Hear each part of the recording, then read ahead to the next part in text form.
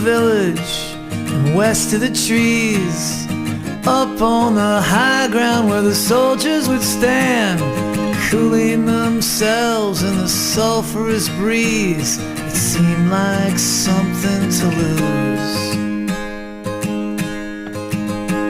The houses are filled with flattering hosts in tight shirts and compliments for soldiers and ghosts, up on the high ground blowing their loads for the cowgirls left back